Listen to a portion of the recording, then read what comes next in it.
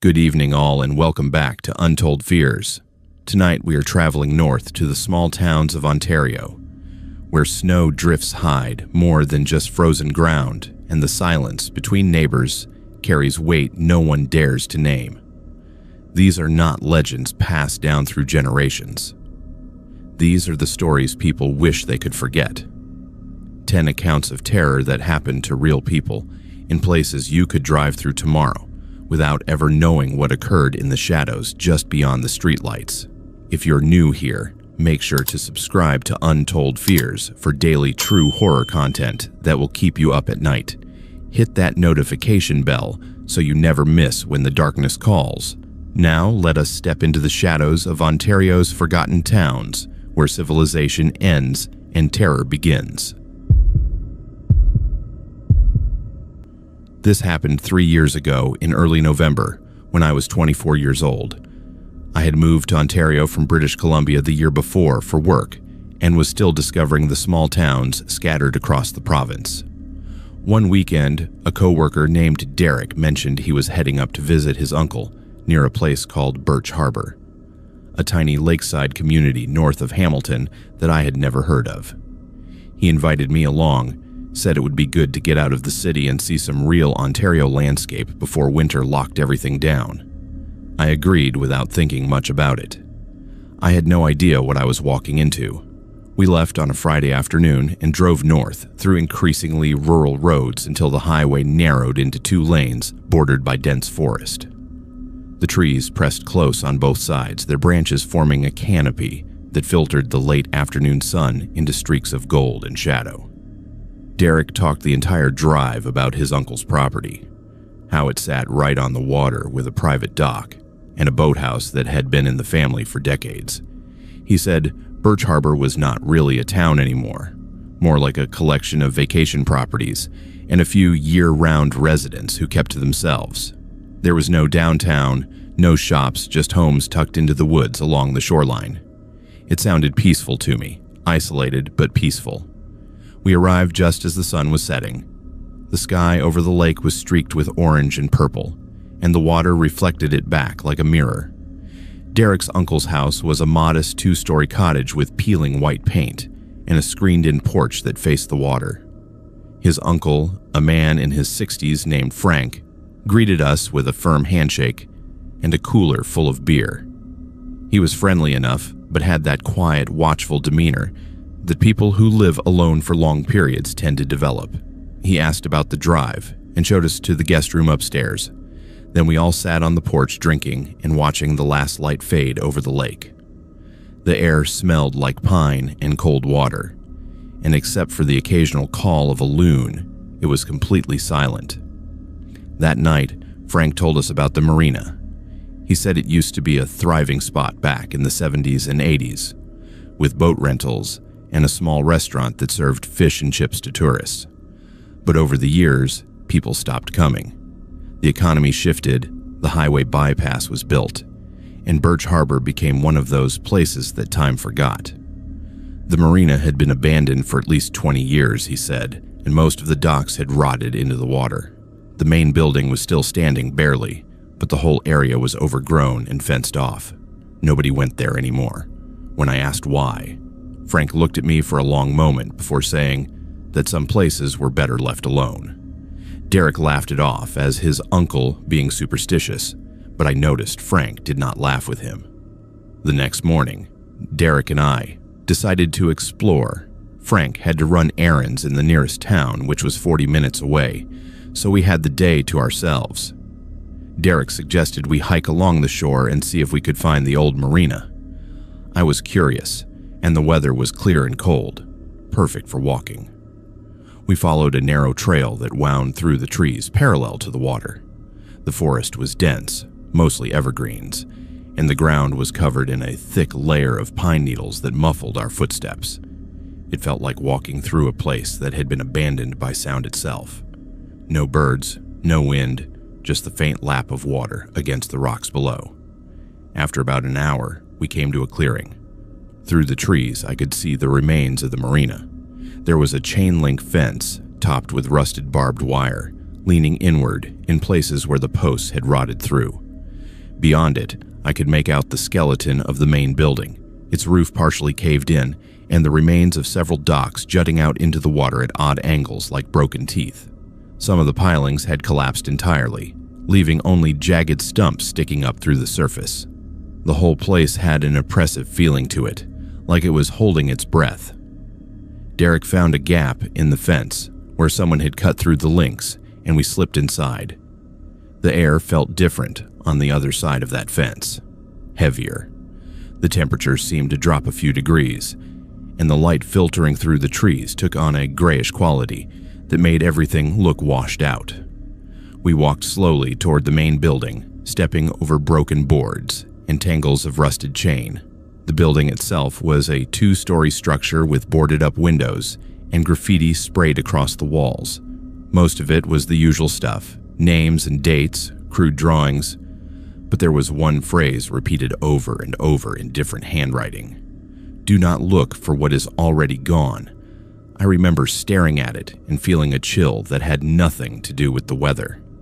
Derek wanted to go inside, but the door was nailed shut and the windows were too high to reach. We circled around to the back and found a set of stairs leading down to what looked like a lower level or storage area built into the slope. The door was ajar, hanging off one hinge. Derek pushed it open and we stepped inside. It was dark and smelled like mildew and rot. I used my phone as a flashlight and swept the beam across the room. There were old life jackets piled in one corner, rusted tools scattered on a workbench, and several overturned chairs. Nothing unusual. But then Derek called my name from the far end of the room. His voice sounded tight. He was standing near a wall covered in photographs. They were pinned directly into the drywall with thumbtacks, dozens of them, maybe more. Most were faded and water damaged, but I could still make out faces. Men, women, children, all smiling, all posed in front of the marina or on boats or standing on the docks.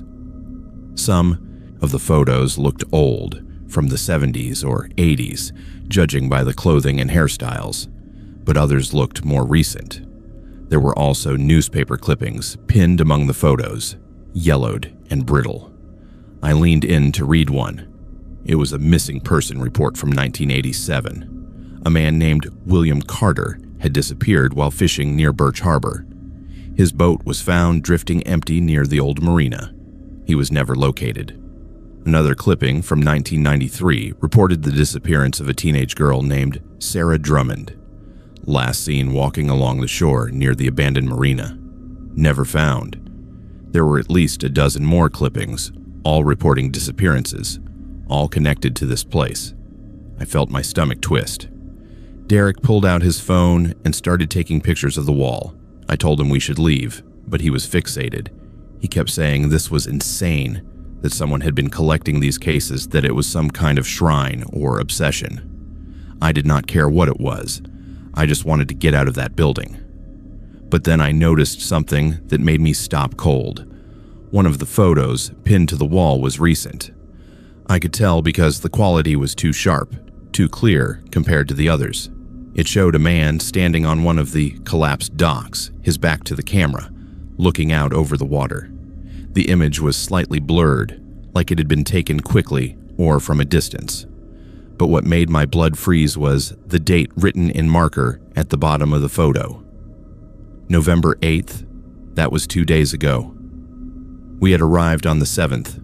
Derek saw it too. He grabbed my arm and said we needed to go, now. We turned to leave, but the door we had come through was closed. I knew we had left it open. I knew it. Derek tried the handle, but it would not budge. He put his shoulder into it, and it finally gave, slamming open with a crash that echoed through the building. We stumbled outside into the gray daylight, and I gulped the cold air like I had been drowning.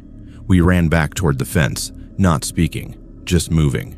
But when we reached the spot where we had entered, the gap was gone. The fence was intact, no cuts, no opening. It looked like it had never been touched. I felt panic rising in my chest. Derek was breathing hard, looking around wildly. He said this did not make sense. Though we had come through right here, he was sure of it. I told him we needed to find another way out, and we started following the fence line, looking for another breach or a gate. The fence seemed to go on forever, curving deeper into the woods, and I realized I had no idea how far we had walked or which direction we were facing anymore. The trees all looked the same. The ground was flat and featureless, and the light was fading fast even though it was only early afternoon. Then we heard voices. They were faint, distant, but definitely voices. Multiple people talking, maybe calling out. Derek and I exchanged a look and moved toward the sound. We pushed through a thicket of overgrown bushes and came out into another clearing. There were people there, maybe a dozen of them, spread out in a loose line, walking slowly through the underbrush. They were dressed in heavy jackets and boots, some carrying flashlights, even though it was still light out. It took me a moment to realize what I was seeing. It was a search party. One of the men noticed us and waved, then started walking over. He was older, maybe in his 50s, with a thick gray beard and a reflective vest over his jacket. He asked if we were with the group, and when I said no, he looked confused. He asked what we were doing out here, if we had seen anyone. I did not know what to say. Derek asked what they were searching for, and the man said they were looking for a missing person. A man named Thomas Reed, who had disappeared 3 days ago while hiking near the old marina. His car had been found parked at the trailhead, but there was no sign of him. The description he gave matched the man in the photo we had seen inside the building. My skin went cold. I told the man we needed to leave, that we had gotten turned around and could not find the trail back. He said we were about 2 miles from the main access road and offered to walk us out. We followed him and the rest of the search party as they moved through the woods, calling out Thomas Reed's name, sweeping their flashlights across the trees. I kept looking over my shoulder, expecting to see someone watching us from the shadows, but there was nothing. Just trees and silence and the fading light. When we finally reached the road, I felt like I could breathe again. Derek and I thanked the man and walked quickly back toward Frank's house. Neither of us spoke.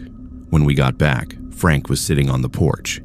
He took one look at our faces and asked where we had been. Derek told him we went to the marina. Frank's expression darkened. He did not yell or lecture us, he just shook his head slowly and said we were lucky to get out. He said people had been disappearing near that place for decades, that the land there was wrong somehow, that it did not follow the rules. I asked what he meant, but he would not elaborate. He just said some places remember things, and some places take things, and the marina was both. We left the next morning. Derek and I barely spoke on the drive back. When I got home, I looked up the missing person case online. Thomas Reed was never found. The search was called off after 2 weeks. I also found records of the other disappearances I had seen on that wall. All of them real, all of them connected to Birch Harbor, and all of them unsolved. I've not been back to that area since, and I do not plan to. Whatever is happening at that marina, whatever is taking people, I want no part of it. Derek and I do not talk about it anymore. But sometimes late at night, I think about that photo with the recent date, and I wonder if someone is still watching that place, documenting what it takes. And I wonder if our picture is pinned to that wall now too. This happened to me when I was 20 years old and in my 3rd year at Carleton University in Ottawa. I was living in a cramped dorm with 2 roommates, and by the end of 2nd semester I was desperate to find a place of my own. Something quiet, where I could study without constant noise and interruptions. The problem was that Ottawa rents were insane, especially near campus, and I was working part-time at a coffee shop barely making enough to cover tuition. I needed something affordable, and I was willing to compromise on location or amenities if it meant having my own space. I spent weeks scrolling through rental listings online, most of them either far beyond my budget or already taken by the time I reached out. Then in late April, I found a posting that seemed almost too good to be true. It was a basement apartment in a house just outside the downtown core, in a quiet residential neighborhood called Elmvale Acres. The rent was listed at $800 a month, utilities included, which was nearly half what most other places were asking. The ad said it was a one-bedroom unit with a private entrance, recently renovated, available immediately. There were only 2 photos attached. One showed a small but clean-looking room with beige carpet and white walls. The other showed a narrow window near the ceiling, the kind you see in basements, with daylight coming through. It looked fine to me. I sent an email that same night. The landlord responded within an hour. His name was Gerald, and he said he had just listed the apartment that afternoon and was getting a lot of interest. He asked if I could come see it the next day. I said yes. He gave me the address and told me to come to the side door, not the front. He said he lived upstairs and preferred tenants to use the separate entrance to maintain privacy. That made sense to me. The next afternoon, I drove out to the address. The house was a small bungalow with faded yellow siding and a narrow driveway. The lawn was overgrown, and there were weeds pushing up through cracks in the concrete. The neighborhood itself was quiet, almost eerily so. No kids playing, no cars passing, just rows of similar houses set back from the street behind tall hedges and untrimmed trees. I walked around to the side of the house where a set of concrete steps led down to a metal door painted dark green. There was no doorbell, so I knocked. A moment later, the door opened and a man in his 50s stood there, looking at me through thick glasses. He was thin, with graying hair and a nervous smile. He introduced himself as Gerald and shook my hand with a grip that was too soft and damp. He apologized for the mess and led me inside. The apartment was small, even smaller than it looked in the photos. The main room served as both bedroom and living area, with just enough space for a bed and maybe a desk. There was a tiny kitchenette along one wall with a mini fridge, a hot plate, and a sink. The bathroom was through a narrow door, barely big enough to turn around in. But it was clean, or at least it looked clean. The carpet was vacuumed, the walls were freshly painted, and there was no smell of mold or dampness, which I had been worried about. Gerald walked me through the space quickly, pointing out the furnace in the corner behind a partition, the hot water heater, the breaker box. He said I would have access to laundry upstairs if I needed it, and that trash pickup was on Thursdays. He spoke fast, like he was trying to get through a script he had rehearsed. When I asked how long the previous tenant had lived there, he hesitated for just a second before saying it had been vacant for a few months.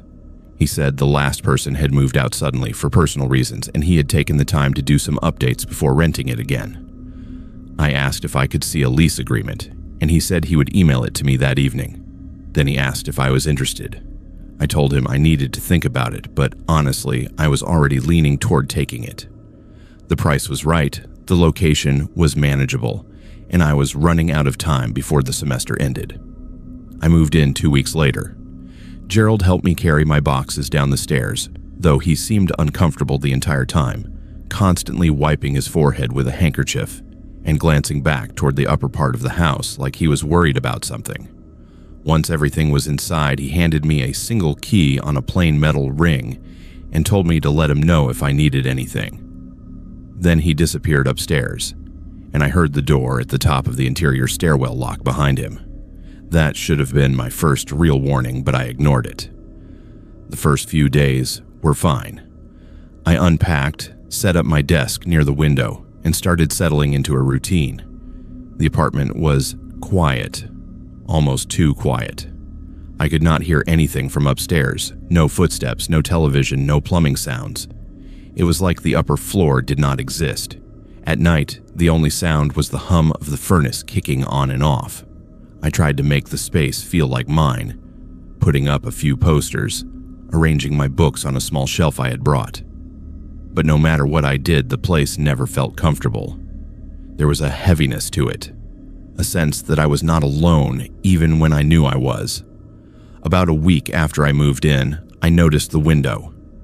It was the only source of natural light in the apartment, a narrow rectangular window set high on the wall near the ceiling. It looked out onto the side yard at ground level, just above the foundation.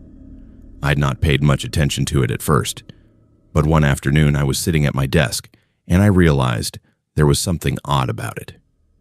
The glass was covered on the outside with some kind of translucent film or tape, the kind people use for privacy. But it was applied unevenly, and in some places it was peeling away, leaving gaps. Through those gaps, I could see shapes moving, outside. At first, I thought it was just branches or shadows, but the movement was too deliberate, too rhythmic. I stood on my desk to get a better look, and that is when I saw the tape was on the inside of the glass, not the outside. Someone had taped the window from the inside, sealing it shut. I got down and tried to open the window, but it would not budge. It was not locked. It was taped. Layers of heavy packing tape had been wrapped around the frame, sealing it completely. I ran my fingers along the edges and felt the dried adhesive, brittle and yellowed. This was not recent. This had been done a long time ago. I felt a cold prickle run down my spine. Why would someone tape a window shut from the inside? I thought about asking Gerald, but something told me not to. Instead, I started looking around the apartment more carefully. I checked the corners, the closet, under the bed. Everything seemed normal until I moved the bed away from the wall to vacuum. That is when I saw the marks. They were scratched into the baseboard, small and faint, but deliberate. Words. Help me. Please. I'm still here. My heart started pounding. I knelt down and ran my fingers over the scratches. They were deep, carved with something sharp, maybe a nail or a key. I looked along the rest of the baseboard and found more. Do not trust him. He is watching. Get out. I stood up so fast I felt dizzy. I pulled out my phone and took pictures of everything, my hands shaking. Then I heard a noise above me. Footsteps, slow and deliberate, moving across the ceiling from one end of the house to the other. They stopped directly above where I was standing. I held my breath, listening. Then the footsteps moved again, back the way they came, and stopped. I heard the creak of a door opening and closing. Then silence. I did not sleep that night. I sat on the bed with the lights on, staring at the ceiling, waiting for something to happen. When morning came, I called a friend and told her what I had found. She said I needed to leave, that I should pack my things and get out immediately. But I'd signed a lease, paid first and last month's rent. I could not afford to just walk away.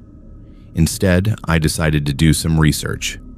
I went to the university library and searched online for any records connected to the address. It took hours, but eventually I found something. A missing person report from 3 years earlier. A woman named Emily Carter, age 22, had been reported missing by her family. She had been attending Carleton and living off campus.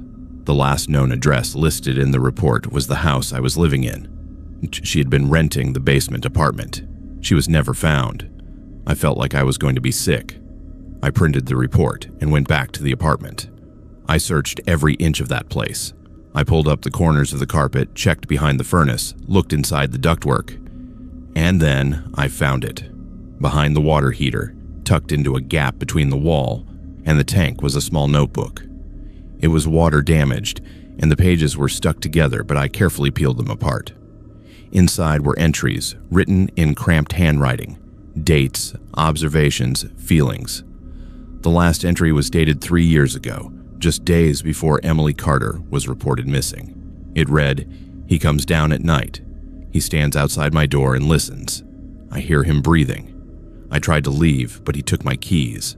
I do not know what he wants. I'm so scared." The entry ended there. I called the police that same day. 2 officers came to the house and I showed them everything. The scratches, the taped window, the notebook. They went upstairs to talk to Gerald. I waited in my car, too afraid to stay in the apartment. An hour later, one of the officers came back and told me Gerald had been taken in for questioning.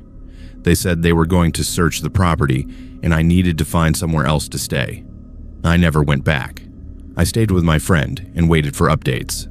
3 days later, the police called and told me they had found remains in the crawl space beneath the house. It was Emily Carter. She'd been there the entire time, buried under the foundation in a shallow grave. Gerald was arrested and charged with her murder. During the investigation, they found evidence that he had done this before. 2 other women had gone missing after renting that same apartment over the past decade. Their remains were never recovered. I still have nightmares about that place, about the window taped shut, the scratches on the wall, the sound of footsteps above me in the dark. I think about Emily and the others, trapped in that basement with no way out, knowing what was coming and unable to stop it. I moved out of Ottawa after that semester. I could not stay. Every basement apartment I see now makes my skin crawl. I will never rent one again, and I will never ignore the feeling that something is wrong, even if it seems like a good deal. Some places are not meant to be lived in. Some places are traps, and I was lucky enough to get out before it closed. This happened to me in the winter of 2021 when I was 26 years old. I had moved to Sudbury, Ontario the year before for work, taking a job with a mining company that required me to be on site during equipment inspections. The pay was good, but the hours were unpredictable, and I spent a lot of time alone. I'm not someone who scares easily. I grew up hiking and camping with my family in British Columbia, so being in the wilderness never bothered me.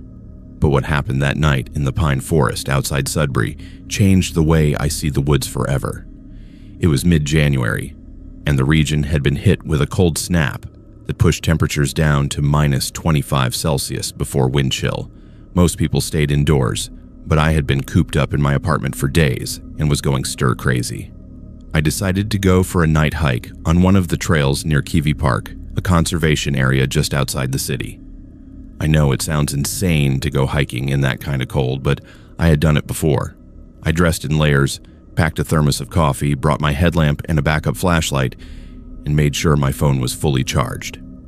The trail I chose was one I had walked several times during the day, a loop that ran through dense pine forest and circled back to the parking lot. It was about 5 kilometers long, and I figured I could finish it in under 2 hours.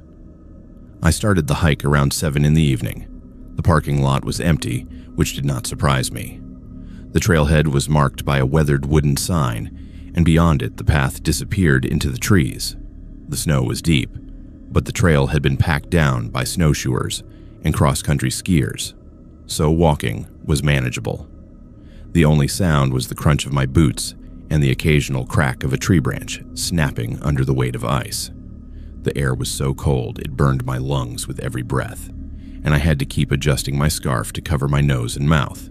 The beam of my headlamp cut through the darkness, illuminating the trunks of the pine trees on either side of the trail. Everything beyond that circle of light was pitch black. About 40 minutes into the hike, I reached a section of the trail that ran along a ridgeline. To my left, the ground dropped away into a steep ravine filled with thick underbrush and deadfall. To my right, the forest continued upward, dense and impenetrable. The wind had picked up, and I could hear it moving through the tops of the trees, a low whistling sound that made me feel even more isolated. I stopped to take a drink from my thermos and check my phone. No signal. That was normal out here. I was about halfway through the loop, and everything was going according to plan. I capped the thermos and kept walking. That is when I noticed the silence. It happened suddenly, like someone had flipped a switch. The wind stopped. The creaking of the trees stopped. Even the sound of my own footsteps seemed muffled, like the air itself had thickened. I stopped walking and listened. Nothing. Absolute silence.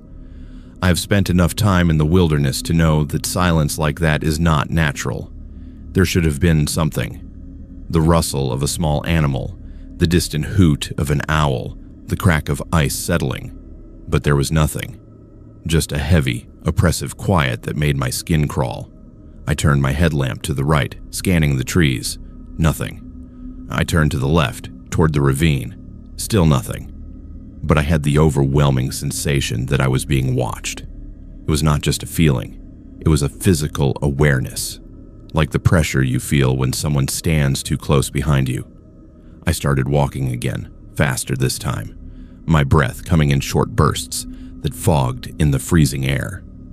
I told myself I was being paranoid, that the cold and the darkness were playing tricks on my mind. but I could not shake the feeling. Then I saw it. At first, I thought it was a tree. The beam of my headlamp caught something tall and dark, standing about 30 meters ahead on the trail. It was not moving. I stopped and stared at it, trying to make sense of what I was seeing.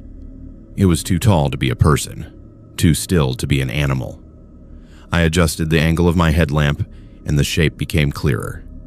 It had the rough outline of a body, but the proportions were wrong.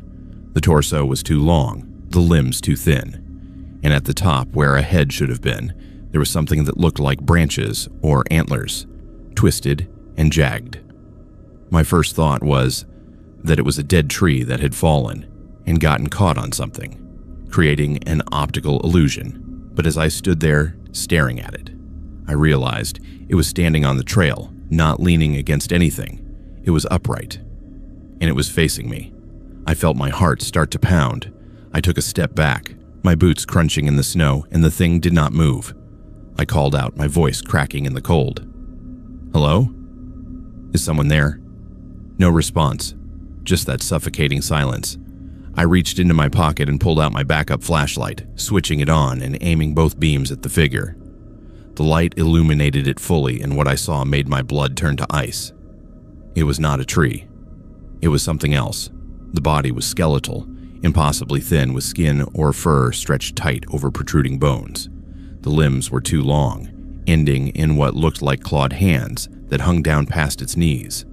And the head, if you could call it that, was crowned with a massive set of antlers, broken and uneven, like they had been snapped off and regrown wrong. But the worst part was the eyes, or rather the lack of them. Where eyes should have been, there were just black voids, empty sockets that absorbed the light instead of reflecting it. I do not know how long I stood there, staring at it. It felt like hours, but it was probably only seconds. Then, without warning, the thing moved. Not toward me, not away. It just shifted its weight slightly, and I heard a sound like dried wood cracking. That was enough. I turned and ran. I did not care about the trail or the direction, I just ran.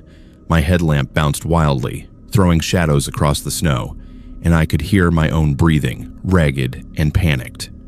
I ran until my legs burned, and my lungs felt like they were going to collapse, and then I stopped and looked back. The trail behind me was empty. The thing was gone. But I was not alone. As I stood there, gasping for air, I started to see movement in the trees. Shadows darting between the trunks, just beyond the reach of my light. And then I saw the animals. A deer stood motionless about 20 meters to my right, staring at me with wide, unblinking eyes. Then another appeared, and another. They were all standing perfectly still, all facing me. I swept my flashlight to the left and saw a fox, its body low to the ground, watching. Behind it, perched on a low branch, was an owl. Then a raccoon, a skunk, a rabbit. They were everywhere, surrounding me in a silent circle, their eyes reflecting the light in eerie pinpoints of green and yellow. None of them moved. None of them made a sound. They just watched. I felt a wave of terror so intense I thought I might pass out. This was not normal behavior. Animals do not do this. They run when they see humans, especially at night. But these were not running. They were watching me like I was the intruder, like I had crossed into a place I was not supposed to be. I started backing away, slowly, keeping my lights trained on the animals. They did not follow, but they did not leave either. They just stood there, motionless, their eyes tracking my every movement. I kept backing up until I felt the trail beneath my boots again, and then I turned and ran. I do not remember much about the rest of the hike. I know I followed the trail as fast as I could, stumbling over roots and patches of ice, my breath coming in desperate gasps. I kept expecting to see the thing again, to feel those empty eyes watching me from the darkness. But I did not see it. What I did see were more animals. Every few hundred meters, I would pass another cluster of them standing just off the trail, silent and still. A pair of coyotes, a lynx, a porcupine. All of them watching, all of them waiting. When I finally burst out of the trees and into the parking lot, I nearly collapsed. My truck was the only vehicle there, covered in a thin layer of frost. I fumbled with my keys, my hands shaking so badly I could barely get the door open. Once I was inside, I locked the doors and turned the heat up as high as it would go. I sat there for a long time, staring at the trailhead, half expecting something to come out of the trees after me. But nothing did. The forest was dark and still, just like it had been when I arrived. I drove back to my apartment and spent the rest of the night awake, replaying what I had seen in my mind. I wanted to believe it was my imagination, that the cold and the darkness had made me see things that were not there. But I know what I saw. That thing on the trail was real. The animals were real, and the way they behaved was not natural. I have tried to research what it could have been, reading about local legends and folklore. The closest thing I could find was the Wendigo, a creature from indigenous mythology said to haunt the northern forests. It is described as a skeletal, emaciated figure with antlers and an insatiable hunger. The stories say it drives people mad, that it lures them into the wilderness and makes them disappear. I do not know if that is what I saw, but I do know I will never go back to that trail. I have not been hiking at night since, and I do not plan to. There are things in the woods that we are not meant to see, and I got far too close to one of them. This happened to me 2 years ago when I was living in a small subdivision just outside Kingston, Ontario. I had moved there after graduating from university, taking a job at a marketing firm in the city. The rent was affordable, the neighborhood was quiet, and the commute was manageable. It seemed like the perfect place to start my career and build some stability. The subdivision was one of those cookie-cutter developments where all the houses look identical. Rows of vinyl-sided two-story homes with small front yards and postage stamp backyards. There were maybe 40 houses total, arranged in a grid pattern with a single entrance road leading in and out. Most of my neighbors were young families or retirees, the kind of people who kept to themselves and maintained their lawns with obsessive precision. I rented a small townhouse on the east side of the development, a corner unit with a view of the street and the houses directly across from me. My neighbors were quiet. I rarely saw anyone outside except for the occasional dog walker or someone pulling into their driveway after work. It was the kind of place where nothing ever happened, which was exactly what I wanted after the chaos of university life. For the first few months, everything was normal. I settled into a routine, got to know the layout of the neighborhood, and started to feel at home.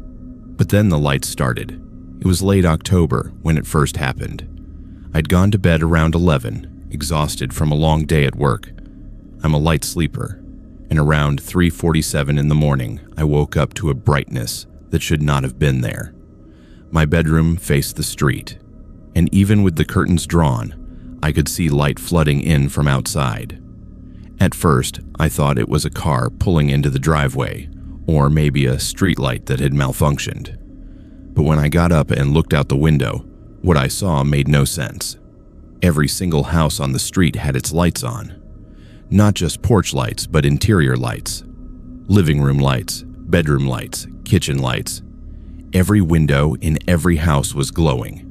It was like someone had flipped a master switch and turned on every light in the entire subdivision at the exact same moment. I stood there staring, trying to process what I was seeing. It was the middle of the night. Why would everyone turn their lights on at the same time? I looked at the clock on my nightstand. 3:47. I watched for a few minutes, waiting to see if someone would come outside or if the lights would start going off. But nothing happened. The houses just sat there, glowing in the darkness, perfectly silent. After about 5 minutes, the lights started going off. One house at a time, in no particular order. Within a few minutes, the street was dark again. I stood at the window for a while longer, my heart pounding, but nothing else happened. I told myself it was probably some kind of electrical issue, maybe a power surge or a grid malfunction. I went back to bed, but I did not sleep well. The next night, It happened again. Same time, 3:47 in the morning. I woke up to the same blinding light flooding through my window. I got up and looked outside, and again, every house on the street had every light turned on. I watched for the same 5 minutes, and then the lights started going off again, one by one, until the street was dark. This time, I did not go back to bed. I grabbed my phone and took a picture through the window, capturing the glow of the houses. The image was grainy, but you could clearly see the lit windows. I stayed awake the rest of the night trying to make sense of it. The third night, I was ready. I set an alarm for 3:45 and positioned myself at the window with my phone in hand. When 3:47 hit, the lights came on. Every house, every window, all at once. I started recording a video, panning across the street to capture the entire scene. The silence was what unnerved me the most. There were no sounds of doors opening, no voices, no movement. Just the lights, glowing in perfect unison. I kept recording until the lights started going off again. And then I saved the video and sat in the dark, my mind racing. The next morning, I decided to ask my neighbors if they had noticed anything strange. I started with the house directly across from me, a small bungalow owned by an older couple named the Pattersons. I knocked on their door, and Mrs. Patterson answered with a warm smile. I asked if they had experienced any electrical issues recently, maybe lights turning on by themselves in the middle of the night. She looked at me with a blank expression and said no, everything had been fine. I mentioned that I had seen lights on in their house around 3:47 the past few nights, and she frowned. She said they went to bed at 10 every night and never woke up until morning. She seemed genuinely confused and a little concerned. I thanked her and moved on to the next house. I asked 5 more neighbors, and every single one of them gave me the same response. No. They had not noticed anything. No. They did not wake up in the middle of the night. No. Their lights had not been turning on by themselves. One man, a younger guy who lived 2 houses down, even laughed and said, "I must have been dreaming." But I knew I was not dreaming. I had video evidence. I showed the video to a coworker the next day, and she watched it with wide eyes. She told me it was creepy, and that I should report it to someone, maybe the police or the electric company. I called the electric company that afternoon and explained what had been happening. The representative I spoke to said there had been no reported issues with the grid in my area, and that if I was experiencing problems, I should have an electrician inspect my home. That was not helpful. That night, the lights came on again. 3:47, like clockwork. But this time, I did something different. I went outside, I put on a jacket and shoes, and walked out into the street, my phone recording. The subdivision was dead silent. No wind, no animals, no cars. Just the hum of the streetlights and the glow from every window. I walked down the middle of the road, slowly panning my camera across the houses. And that is when I saw them. In several of the windows, there were figures standing. Not moving, just standing. Silhouettes backlit by the interior lights. I stopped walking and zoomed in with my camera. The figures were perfectly still, facing outward toward the street. Toward me. I felt my stomach drop. I counted at least 6 figures in different windows, all motionless, all staring. I turned and walked back to my house as quickly as I could without running. My hands were shaking so badly I almost dropped my phone. Once I was inside, I locked the door and checked the video. The figures were there, clear as day. Dark shapes standing in the windows, unmoving. I did not sleep at all that night. I sat on my couch with every light in the house turned on, waiting for morning. The next day, I went back to the Pattersons and showed them the video. I asked them directly if they had been standing in their window at 3:47 in the morning. Mrs. Patterson watched the video with a look of confusion and then shook her head. She said that was not them, that they slept on the second floor, and the figure in the video was in their ground floor living room. She said maybe it was a reflection or a trick of the light, but I could tell she was unsettled. I showed the video to 2 other neighbors, and they both denied it as well. One of them got defensive and asked me why I was recording their house in the middle of the night. I tried to explain, but they shut the door in my face. That night, I set up my phone on a tripod aimed at the street and set it to record from 3:30 to 4:30. I also set up my laptop facing my own living room to see if I would appear in the window like the others. At 3:47, the lights came on. I watched from my bedroom as the street lit up. Then I checked my laptop feed. I was standing in my living room. But I was not in my living room. I was in my bedroom watching the laptop. The figure on the screen was facing the window, motionless, just like the others. My heart was pounding so hard I thought I might pass out. I ran downstairs to the living room, but there was no one there. I checked every room in the house. I was alone. But on the laptop screen, the figure was still there, standing in the window, even though I was not. I packed a bag that night and left. I stayed with a friend in the city and refused to go back to the subdivision. A week later, I broke my lease and moved out entirely. I never got an explanation for what was happening.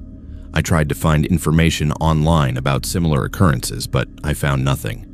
I reported it to the police, but they said there was nothing they could do without evidence of a crime. I still have the videos on my phone. I watch them sometimes, trying to make sense of it. The figures in the windows, the lights turning on in perfect synchronization, the version of me standing in my living room when I was not there. I do not know what it was. Some kind of mass hallucination, a glitch in reality, something worse. All I know is that I will never live in a subdivision like that again. And I will never forget the feeling of standing in that street at 3:47 in the morning, surrounded by glowing houses and silent figures watching me from the dark. This happened to me in the spring of 2022, when I was 25 years old. I just finished a contract job in Toronto and decided to take a few days off before starting my next position. A friend of mine named Kyle suggested we take a road trip through eastern Ontario, visiting some of the small towns and exploring the back roads. Neither of us had any particular destination in mind. We just wanted to get out of the city and see some countryside. We left on a Friday afternoon in my truck, heading east on Highway 401 before cutting north onto smaller routes that wound through farmland and forest. The weather was perfect, warm but not too hot, with clear skies and a light breeze. We drove for hours, stopping occasionally to take photos or grab food at small-town diners. By early evening, we were deep into rural Ontario, somewhere between Perth and Smiths Falls, on a network of gravel roads that barely appeared on the GPS. We had been driving for about 20 minutes without seeing another vehicle when I noticed a truck behind us. It was an older model, maybe from the 90s, dark green with a rusted hood and a cracked windshield. It had appeared out of nowhere, pulling onto the road from a side lane we had passed a few minutes earlier. At first, I did not think much of it. People lived out here, and it was not unusual to see farm trucks on these roads. But after a few minutes, I realized the truck was staying very close to my bumper, closer than was safe on a gravel road where visibility was limited and the surface was uneven. I tapped my brakes lightly, hoping the driver would get the message and back off. The truck did not slow down. If anything, it seemed to move even closer. Kyle noticed it too. He turned around in his seat and looked through the rear window, then looked back at me with a frown. "That guy is riding you pretty hard," he said. I nodded and sped up slightly, hoping to put some distance between us. The truck sped up too. I tried slowing down, thinking maybe the driver just wanted to pass. The truck slowed down as well, maintaining the same uncomfortably close distance. This went on for several minutes, and I started to feel uneasy. Kyle suggested I pull over and let the truck go by, so I did. I slowed to a crawl and moved as far to the right as I could without going into the ditch. The truck slowed down too, but it did not pass. It just sat there behind us, idling, matching my speed exactly. Now I was genuinely worried. I stopped completely and waited, expecting the truck to finally go around. Instead, the driver turned off his engine and just sat there. I could see him in my rearview mirror, a silhouette behind the cracked windshield. He was not moving, just watching us. Kyle and I exchanged a look. "This is weird," he said. I agreed. put the truck back in gear and started driving again, faster this time. The green truck started up immediately and followed. It stayed right on my bumper, so close that I could not see the headlights in my mirror, just the dark shape of the vehicle looming behind us. My heart was starting to pound. Kyle pulled out his phone to check if we had signal. No bars. We were in the middle of nowhere with no way to call for help. I tried to focus on the road, looking for a turnoff, or a house, or anything that might give us options. The gravel road stretched ahead in a straight line, bordered on both sides by dense forest. There were no driveways, no side roads, no signs of civilization, just trees and the empty road. The truck behind us suddenly flashed its high beams, flooding the cab with harsh white light. I flinched and adjusted the mirror, but the light was blinding. The driver flashed the brights again, then again, over and over in rapid succession. Kyle told me to just keep driving, to not stop no matter what. I pressed the gas pedal harder, pushing my truck up to 70 kilometers per hour on the loose gravel. The green truck matched my speed effortlessly. Then the driver started honking. Long, angry blasts that echoed through the trees. It felt aggressive, deliberate, like he was trying to intimidate us. I gripped the steering wheel so tightly my knuckles turned white. Kyle was looking at the map on his phone, trying to figure out where we were and where the nearest town might be.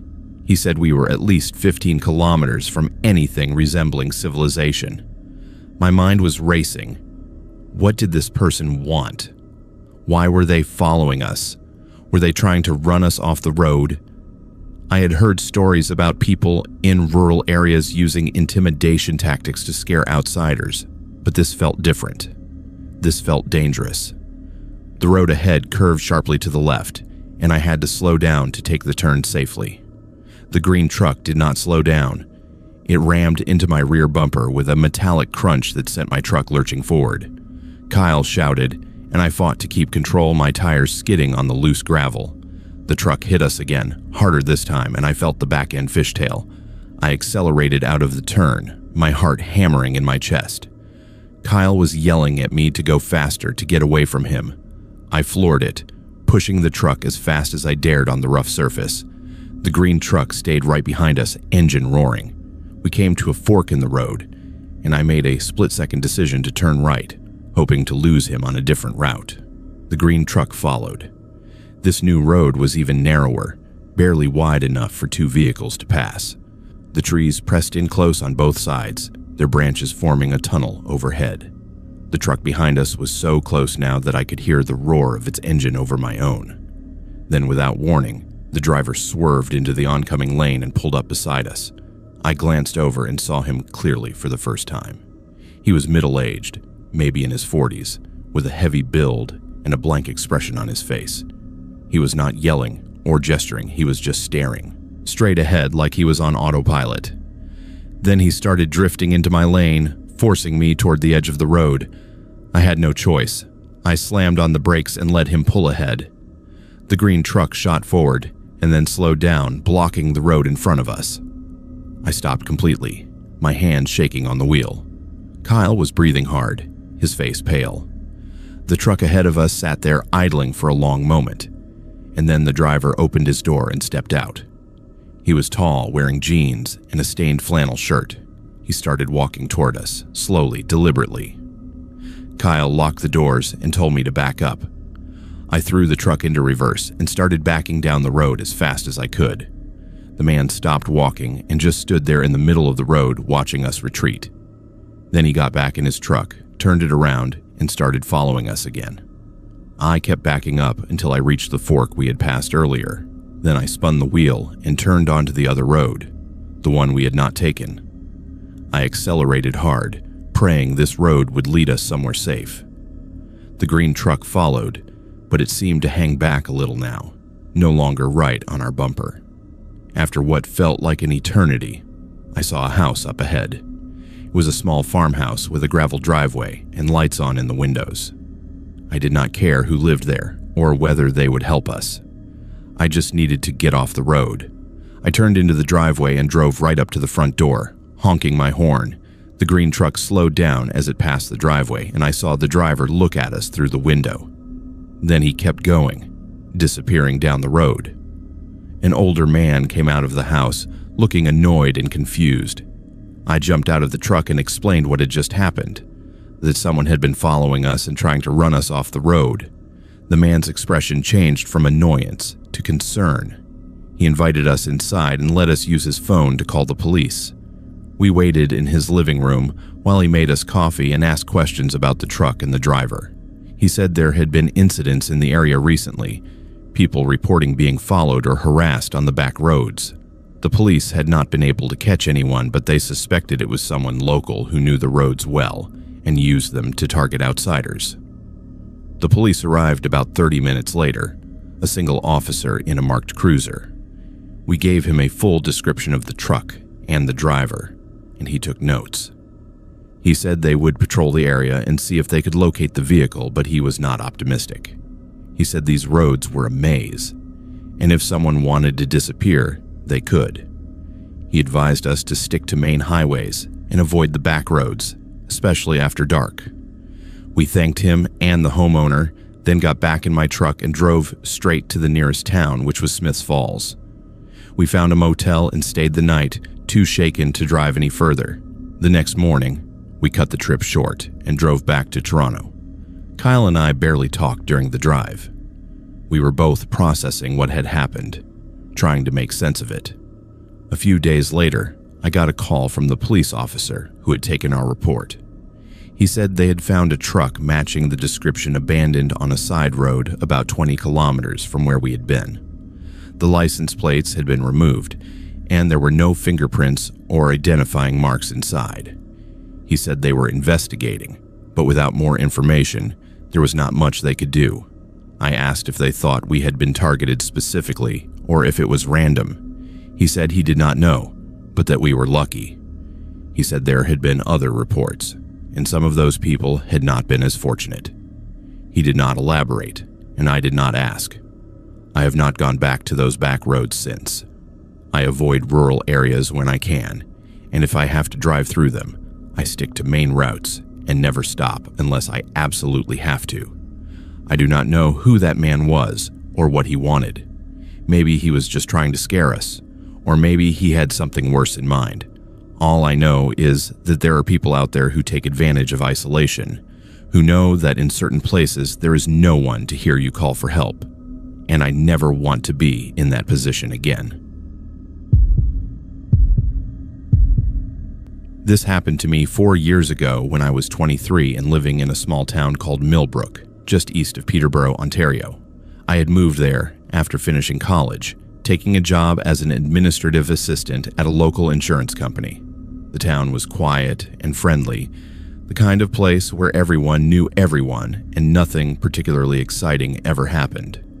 I was looking for ways to meet people and get involved in the community, so when I saw a notice at the library asking for volunteers at the old fire hall community center, I signed up without hesitation. The fire hall was a historic building on the edge of town, a 2-story brick structure that had been built in the early 1900s. It had served as the town's main fire station until the 80s, when a new facility was constructed on the other side of town. After that, the old building sat vacant for years before the town council decided to convert it into a community center. They renovated the ground floor, turning the old garage bays into meeting rooms and adding a small kitchen and bathroom. The second floor, where the firefighters used to sleep and store equipment, was left mostly untouched. There were plans to eventually renovate that level as well, but funding was limited and it had been sitting empty for decades. I started volunteering 2 evenings a week, helping to set up for events, clean up afterward, and occasionally cover the front desk when the regular staff needed a break. Most of the time, the building was busy with yoga classes, book clubs, and town meetings. But once or twice a month, I would be asked to work a late shift, locking up after the last event and making sure everything was secure before leaving. That was when I started noticing things. The first incident happened about a month after I started volunteering. I was alone in the building sweeping the main meeting room after a craft fair. It was around 9:30 at night, and the place was completely empty. I had locked the front door after the last vendor left, so I knew I was the only one there. I was pushing the broom across the floor when I heard footsteps above me. They were slow and deliberate, moving from one end of the ceiling to the other. I stopped sweeping and listened. The footsteps continued for a few more seconds, then stopped. I stood there, my heart pounding, staring at the ceiling. The second floor was supposed to be locked. Only the building manager had a key, and he was not there that night. I told myself it was probably just the old building settling, the wood expanding and contracting with the temperature change. But the sound had been too rhythmic, too consistent to be random creaking. I finished sweeping as quickly as I could and left without checking the second floor. I did not mention it to anyone because I did not want to seem paranoid or superstitious. But a few weeks later, it happened again. This time, I was in the kitchen washing dishes after a potluck dinner. I heard the footsteps again, directly above me, moving back and forth like someone pacing. I dried my hands and walked out into the hallway, looking up at the ceiling. The footsteps stopped the moment I stepped into the hall. I waited, listening, but there was only silence. I decided to ask the building manager, a man in his 60s named Tom, if anyone else had access to the second floor. He looked at me strangely and asked why I wanted to know. I told him I had heard noises up there, and he frowned. He said the second floor was definitely locked and that no one went up there.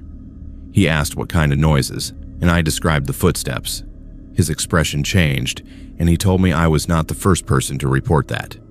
He said several volunteers over the years had mentioned hearing things, especially late at night. Footsteps, voices, doors opening and closing. He said he had heard things too, but he had learned to ignore them. When I asked if he believed the building was haunted, he did not answer directly. He just said the place had a lot of history and old buildings have their quirks. That conversation should have been enough to make me quit, but I did not. I needed the volunteer hours for my resume, and honestly, I was curious. A few weeks later, I was assigned another late shift. This time, I decided I was going to investigate. I waited until the last person left, locked the front door, and went looking for Tom. I found him in his office and asked if I could see the second floor. He hesitated, then sighed, and pulled a key ring from his desk drawer. He led me down the hallway to a narrow staircase at the back of the building. The door at the bottom was painted green and had a heavy deadbolt. He unlocked it and pushed it open, revealing a dark stairwell. He flipped a light switch, and a single bare bulb flickered on above us. The stairs were steep and creaked under our weight as we climbed. At the top was another door, also locked. Tom unlocked it and stepped inside, holding the door open for me. The second floor was a long, open room with exposed brick walls and a low ceiling. There were a few old metal bunk frames pushed against one wall, a stack of folded cots, and several wooden lockers that looked like they had not been opened in decades. The air was stale and smelled like dust and old wood. A single window at the far end of the room let in a little light from the street lamp outside, casting long shadows across the floor. Tom walked to the center of the room and looked around. He said this was where the firefighters used to sleep during their shifts. He pointed to the lockers and said some of them still had personal items inside, things left behind when the station closed. I asked if anyone had died in the building. Tom was quiet for a moment, then nodded. He said a firefighter named Robert had died in the building in 1973. It was not during a fire. He had been working a night shift and had a heart attack in his sleep. By the time the other firefighters found him in the morning, he was already gone. Tom said Robert had been well liked, a dedicated man who had served the town for over 20 years. Some people believed his spirit never left. I felt a chill run down my spine. I asked if Tom believed that, and he just shrugged. He said he did not know what he believed, but he knew the building felt different at night.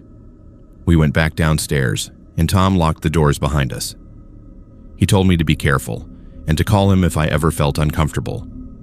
I thanked him and went back to my tasks, but I could not stop thinking about Robert. That night, as I was finishing up and getting ready to leave, I heard my name. It was faint, just a whisper, but it was unmistakable. Grace. I froze. The voice had come from somewhere behind me, near the hallway that led to the back staircase. I turned around slowly, but there was no one there. I called out, asking if anyone was still in the building. No response. I heard my name again, a little louder this time. Grace. It sounded like it was coming from the stairwell. My instinct was to run, but something stopped me. I do not know if it was curiosity or stubbornness, but I walked toward the stairwell. The green door at the bottom was still closed and locked. I stood there for a moment, listening. Then I heard footsteps again, this time moving down the stairs on the other side of the door. Slow, deliberate footsteps getting closer. I backed away from the door, my heart pounding. The footsteps stopped right on the other side. I stared at the door, waiting for it to open, but it did not. After a few seconds, I heard the footsteps retreat back up the stairs. I did not wait to hear more. I grabbed my bag, turned off the lights, and left the building as fast as I could. I called in sick the next 2 times I was scheduled to volunteer. I could not bring myself to go back, but eventually guilt got the better of me, and I agreed to cover 1 more shift. This time, I made sure I was not alone. I asked another volunteer, a woman named Beth, to stay late with me. I did not tell her why. I just said I did not like being in the building alone at night. She agreed without asking questions. That night, we were cleaning up after a meeting when we both heard it. A loud bang from upstairs, like something heavy had been dropped. We looked at each other, and Beth asked what that was. I told her I did not know, but I suspected she would not believe me if I told her the truth. We went to find Tom, but he had already left for the night. Beth suggested we call the police, thinking maybe someone had broken in. I reluctantly agreed, and we waited outside until an officer arrived. He checked the entire building, including the 2nd floor. He came back down and said there was no sign of anyone, no broken windows, no forced entry. Everything was locked and secure. He asked if we had seen or heard anything else, and I almost told him about the footsteps and the voice. But I stopped myself. I did not want him to think I was crazy. He told us it was probably just the building settling and left. Beth and I locked up and went home, but I could tell she was unsettled. I stopped volunteering after that. I could not do it anymore. A few months later, I ran into Tom at the grocery store, and he asked why I had stopped coming around. I told him the truth, that I was too scared to be in that building alone. He nodded like he understood. He said I was not the only one. He said over the years, dozens of volunteers had quit for the same reason. Some of them had seen things, shadows moving in the corners of rooms, figures standing in doorways. Others had just felt an overwhelming sense of being watched.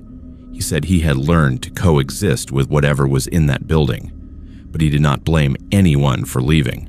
Before we parted ways, he told me something that has stayed with me. He said Robert had been a good man, and if his spirit was still there, he was probably just watching over the place he loved. Tom said he did not think Robert meant any harm, but that did not make it any less terrifying. I have not been back to that fire hall since. I drive past it sometimes, and I always look up at the 2nd floor window. Sometimes I swear I see a shadow moving behind the glass. I do not know if the building is truly haunted, or if there is some other explanation for what I experienced. All I know is that I heard my name called by a voice that had no body, and I heard footsteps on a floor that was supposed to be empty, and that was enough for me. This happened to me 3 years ago in late September. I was driving from Thunder Bay to Sault Ste. Marie, a route I had taken several times before for work. I was a sales representative for an agricultural supply company, and my territory covered a huge swath of northern Ontario. The drive was long, over 600 kilometers, and most of it ran through dense wilderness with only the occasional small town breaking up the monotony of trees and rock. I usually made the trip during daylight hours, but this time I had been delayed by meetings and did not leave Thunder Bay until almost 7 in the evening. By the time I was 2 hours into the drive, it was completely dark. The highway was mostly empty that night. I would see a transport truck every 20 minutes or so, but otherwise it was just me and the road. The weather had been clear when I left, but as I got further south, a thick fog started rolling in from the surrounding forest. It came on gradually at first, just wisps of mist drifting across the pavement, but within half an hour it had become so dense that I could barely see more than 30 meters ahead. I slowed down to about 60 kilometers per hour and turned on my high beams, though they did not help much. The fog reflected the light back at me, making visibility even worse. I considered pulling over and waiting for it to clear, but there was nowhere safe to stop. The shoulder was narrow, and the forest pressed in close on both sides. I kept driving, my hands gripping the wheel tightly, my eyes straining to follow the white line at the edge of the road. The fog seemed to muffle all sound, creating an eerie silence broken only by the hum of my engine and the occasional drip of condensation on the windshield. After about 40 minutes of this, I saw a sign emerge from the fog. It was a standard highway sign indicating a rest area ahead, 1 kilometer. I felt a wave of relief. I could pull off, wait for the fog to thin out, maybe grab some coffee from my thermos and stretch my legs. I followed the signs and turned onto the exit ramp, which curved gently to the right before leveling out. The rest area was small, just a gravel parking lot with a single streetlight and a wooden information board. But as I pulled in, I noticed something strange. There were no other vehicles, which was not unusual for this time of night, but there was a building at the far end of the lot. It looked like a small diner or gas station, single story with faded yellow siding and a neon sign in the window that read open. I had driven this route at least a dozen times, and I had never seen this building before. I was sure the rest area I remembered was just an empty lot with picnic tables and a payphone. But here it was, lit up and apparently open for business. I parked near the entrance and sat in my car for a moment, trying to make sense of what I was seeing. The fog was so thick that I could barely see the edges of the building, but the neon sign glowed brightly through the mist. I checked my phone. No signal, which was normal out here. I checked my GPS, but it was not loading properly, just showing a blank map with a pulsing blue dot representing my location. I decided to go inside and ask about the fog, maybe get directions or confirmation that I was still on the right road. I stepped out of the car and immediately felt the cold, damp air wrap around me like a wet blanket. The gravel crunched under my feet as I walked toward the door. Inside, the diner was brightly lit and surprisingly clean. There were a dozen or so tables arranged in rows, each with a red vinyl booth and a laminated menu propped against the wall. A long counter ran along one side with stools bolted to the floor. Behind the counter was a kitchen area, and I could see a coffee pot sitting on a burner, steam rising from the spout. But there was no one there. No staff, no customers, no sound except the low hum of a refrigerator in the back. I stood in the doorway for a moment, unsure whether to go in or leave. Then I heard a voice. "Hello there." It came from behind the counter. A man stepped out from the kitchen, wiping his hands on a towel. He was middle-aged, maybe in his 50s, with thinning gray hair and a tired smile. He wore a white apron over a plaid shirt and jeans. He asked if I wanted coffee or something to eat. I told him I was just passing through and had pulled off because of the fog. He nodded and said a lot of people stopped here when the weather got bad. He poured me a cup of coffee without asking and slid it across the counter. I thanked him and took a sip. It was hot and strong, exactly what I needed. I asked him how long the diner had been here. He looked at me for a moment, then said it had been there as long as he could remember. I told him I had driven this route many times and had never noticed it before. He shrugged and said, "People miss things all the time, especially in the fog." There was something about the way he said it that made me uneasy, but I could not put my finger on why. I asked if he knew how long the fog was expected to last. He said it would probably clear up in an hour or so, and I was welcome to wait inside where it was warm. I thanked him again and sat down at the counter. Over the next 20 minutes, a few other people came in. First, an older woman in a long coat who sat at a table near the window and ordered tea. Then a younger man, maybe in his 30s, who sat at the other end of the counter and stared at his hands without ordering anything. Then a couple, both in their 40s, who took a booth near the back and spoke in low voices. None of them looked at me or acknowledged each other. The man behind the counter served them quietly, moving with a slow, deliberate efficiency. I tried to make conversation with the woman at the window, asking where she was headed, but she just smiled politely and said she was waiting. She did not elaborate. I started to feel uncomfortable. There was something off about the whole situation. The diner was too clean, too quiet. The people were too still, too detached, and the fog outside had not thinned at all. If anything, it seemed thicker, pressing against the windows like a living thing. I finished my coffee and told the man behind the counter that I was going to get back on the road. He did not try to stop me. He just nodded and said to drive carefully. I paid for the coffee with cash, and he gave me change without a word. As I walked toward the door, I glanced back at the other people in the diner. None of them had moved. They were all sitting exactly as they had been, staring at nothing. I stepped outside and the cold hit me immediately. The fog was so dense now that I could barely see my car, even though it was only a few meters away. I fumbled for my keys and unlocked the door, then climbed inside and started the engine. I sat there for a moment trying to shake the feeling of unease that had settled over me. I put the car in reverse and backed out of the parking space, then turned toward the exit. As I drove past the diner, I looked back through the fog. The neon sign was still glowing, but the building itself seemed to be fading, like it was dissolving into the mist. I blinked and looked again, but it was gone. Just empty space where the diner had been. I drove back onto the highway, my heart pounding. The fog was starting to lift, just as the man had said it would. Within 10 minutes, visibility had improved enough that I could see the road clearly. I pushed the accelerator and drove faster than I should have, desperate to put distance between myself and that rest area. After about half an hour, I saw another sign for a rest area and pulled off to check my GPS. This time, it loaded properly, showing my exact location on the highway. I scrolled back to where I had stopped earlier, looking for the rest area with the diner. There was nothing there. No rest area, no exit, no building, just an unbroken stretch of highway. I tried to rationalize it. Maybe I had been more tired than I realized. Maybe the fog had disoriented me and I had pulled off somewhere else, some unmarked turnoff that was not on the map.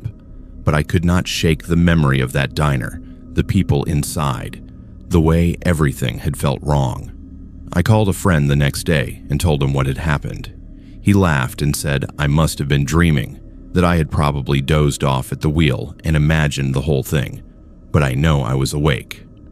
I felt the cold air, tasted the coffee, saw the people. It was real. A few weeks later, I was talking to another sales rep who covered the same territory. I mentioned the fog and the strange rest area, not expecting him to take me seriously. But his expression changed when I described the diner. He asked me what it looked like, and I told him. He went quiet for a moment, then said he had heard stories about that place. Other drivers had reported similar experiences over the years, stopping at a diner that should not exist, meeting people who never spoke, then finding nothing when they went back to look for it. He said some people believed it was a kind of way station, a place that appeared when people got lost or disoriented. He did not know what it was or why it happened, but he said I should consider myself lucky that I left when I did. He said some people never made it back to the highway. I have driven that route many times since, always during the day, always in clear weather. I have never seen that rest area again, and I have never stopped when the fog rolls in. I do not know what that place was or who those people were. Maybe it was some kind of hallucination brought on by exhaustion and stress. Or maybe there are places in this world that exist outside the normal rules.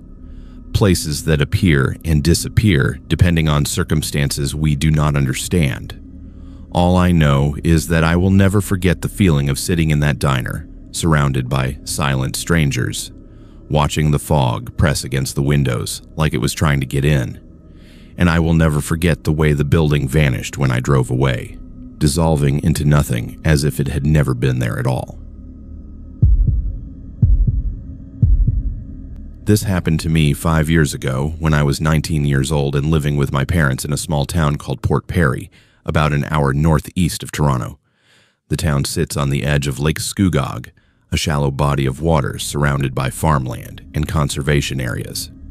It is a quiet place, the kind of town where everyone knows everyone, and the biggest excitement is the fall fair, or a high school hockey game. I had grown up hearing local legends and ghost stories, most of them harmless tales told to scare kids at sleepovers. But there was one story that people took more seriously, one that had been passed down for generations: the Scugog Light.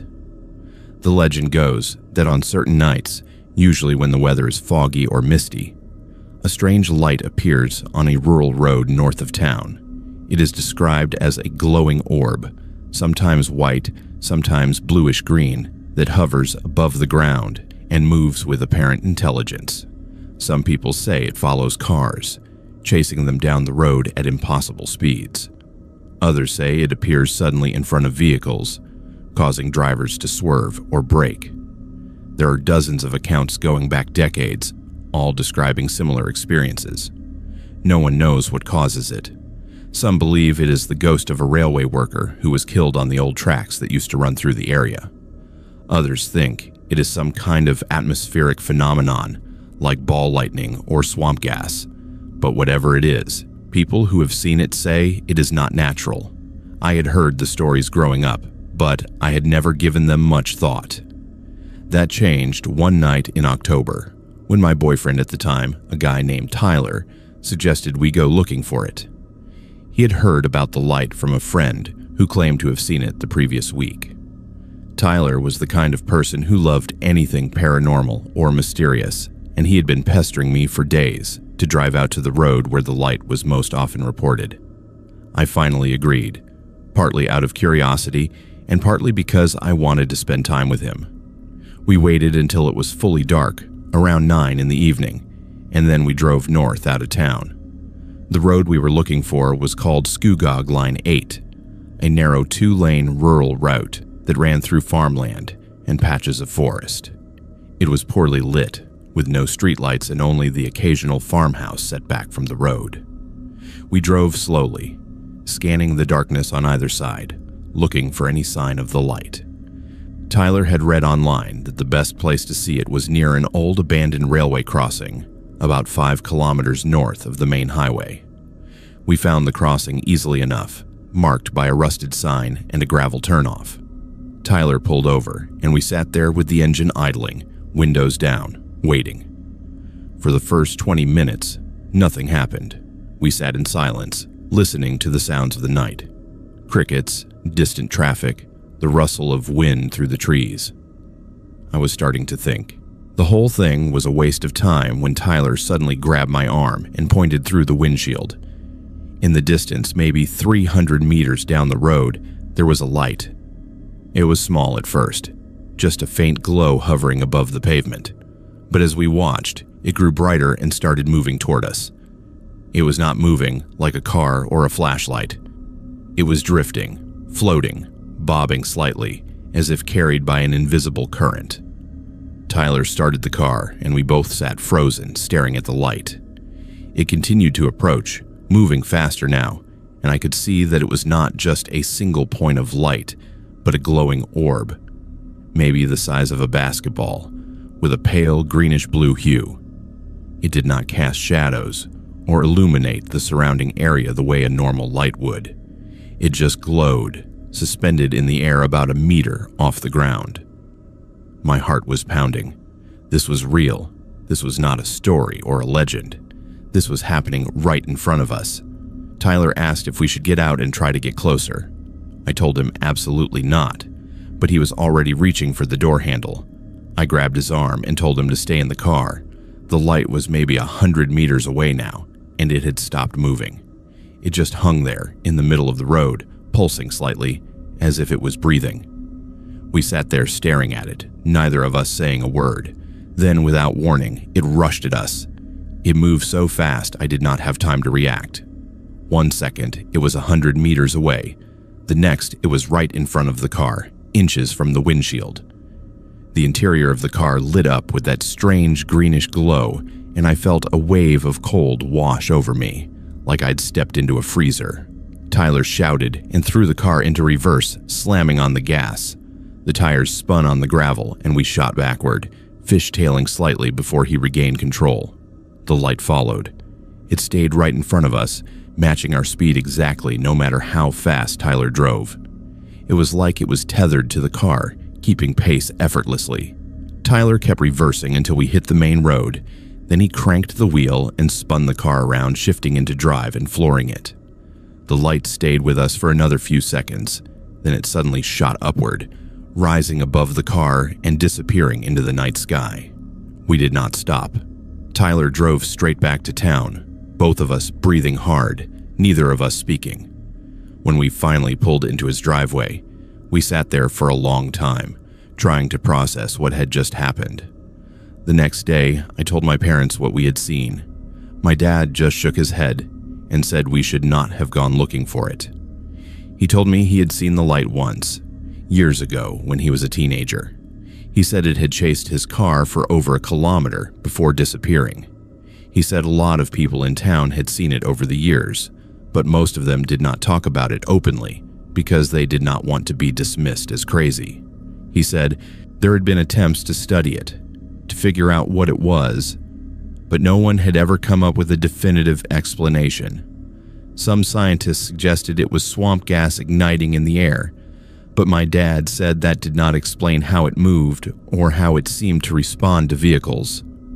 I started doing my own research, talking to people in town who had experienced the light firsthand. I found dozens of accounts, all remarkably similar. The light always appeared on the same stretch of road, always at night, always when there was moisture in the air. It was described as glowing, pulsing, and moving with purpose. Some people said it had followed them for miles. Others said it had appeared in front of their car and caused them to crash. One woman I spoke to, an older lady in her 70s, said she had seen the light in the 1960s when she was a young girl. She said it had hovered outside her bedroom window for several minutes before drifting away. She said she would never forget the feeling of being watched, of knowing that whatever it was aware of her. I went back to the road a few weeks later, this time during the day, to see if there was anything unusual about the area. The railway crossing was still there, overgrown with weeds and brush. The tracks had been removed decades ago, but the old rail bed was still visible, a raised strip of gravel cutting through the fields. I walked along it for a while, looking for anything that might explain the light. I found nothing, just farmland, ditches, and forest. There were no power lines, no industrial equipment, no obvious source of light or energy. Whatever the Skugog light was, it was not coming from anything I could see. Over the years, I've returned to that road a few more times, always at night, always hoping to see the light again.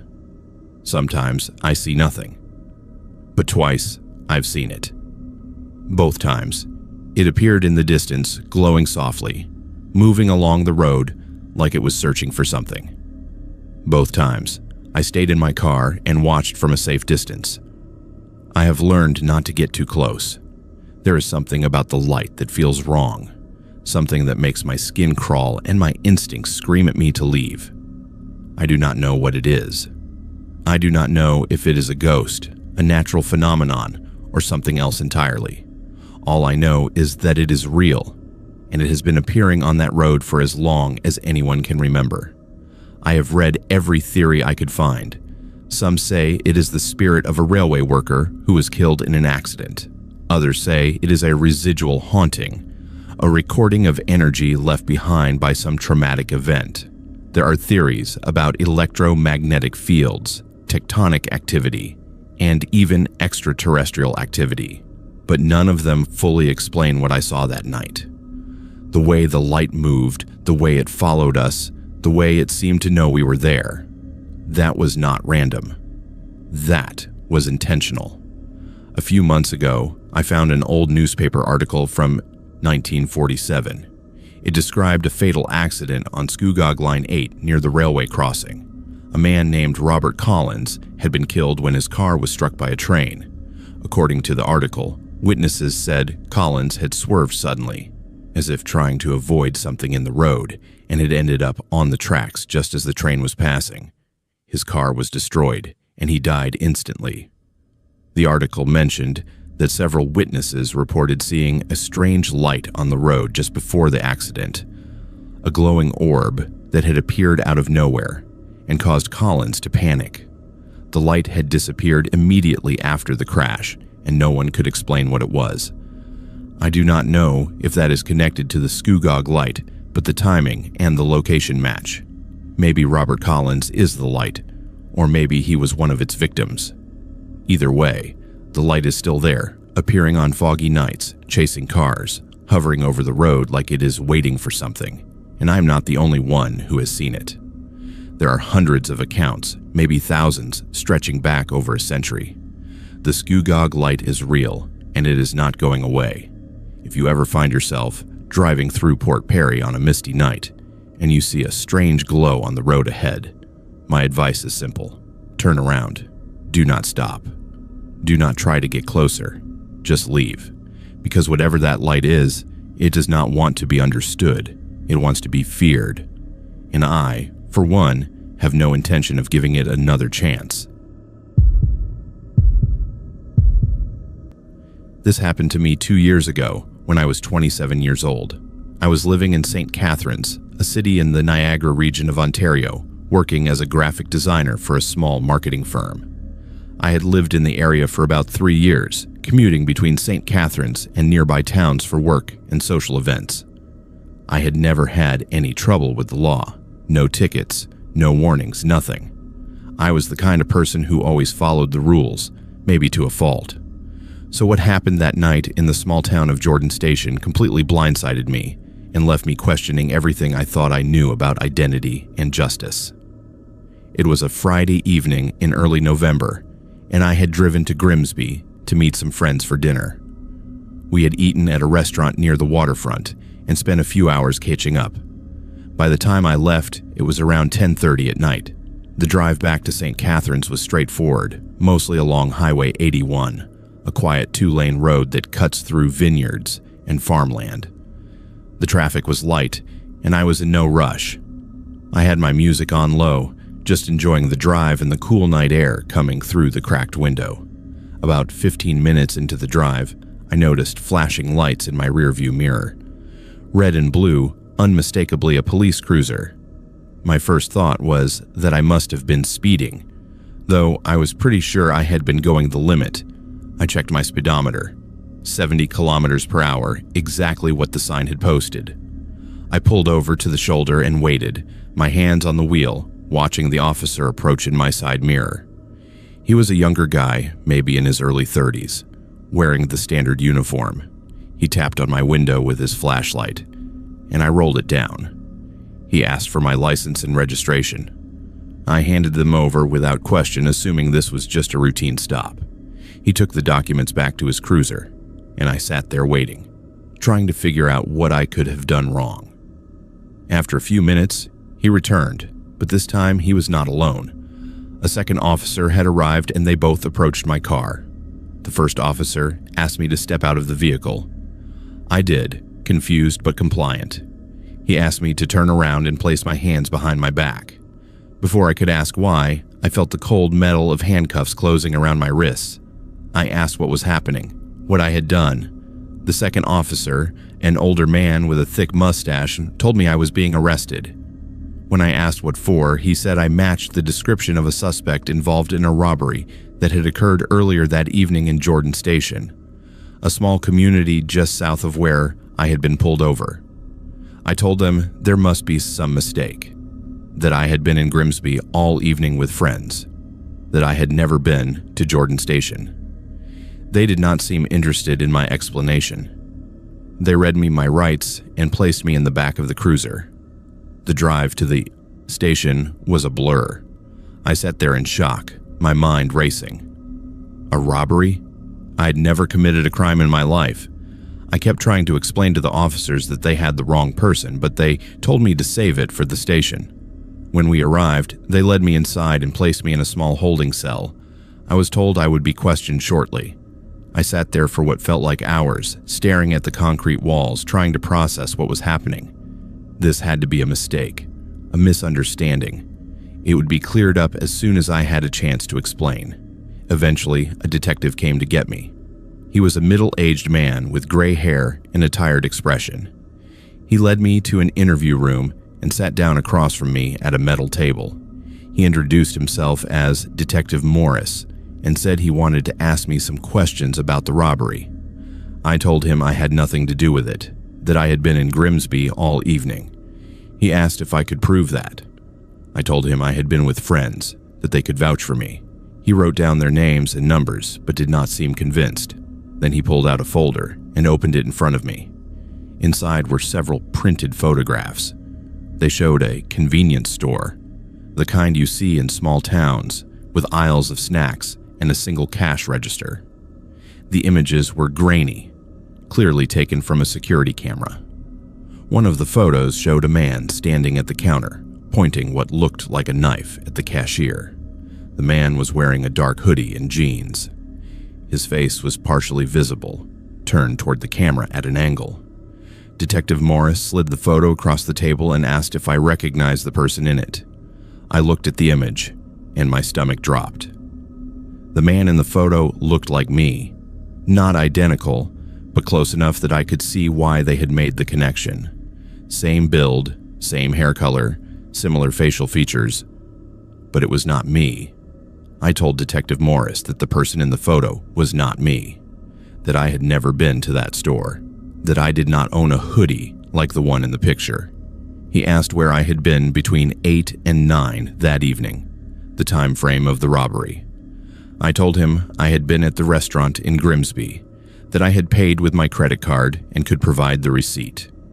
He made a note of that, but said the restaurant closed at 9, and the robbery had occurred at 8:45. I explained that I had left the restaurant around 10, that I had stayed late talking with my friends. He said he would verify that, but told me in the meantime, I was being held as a suspect. Over the next few hours, I was fingerprinted, photographed, and placed back in the holding cell. I was allowed one phone call, and I used it to contact a friend who worked as a paralegal. She told me to stay calm, not to say anything else without a lawyer present, and that she would start making calls. I spent the rest of the night in that cell, unable to sleep, going over every detail of the evening in my head. I knew I was innocent, but the photo haunted me. The resemblance was unsettling.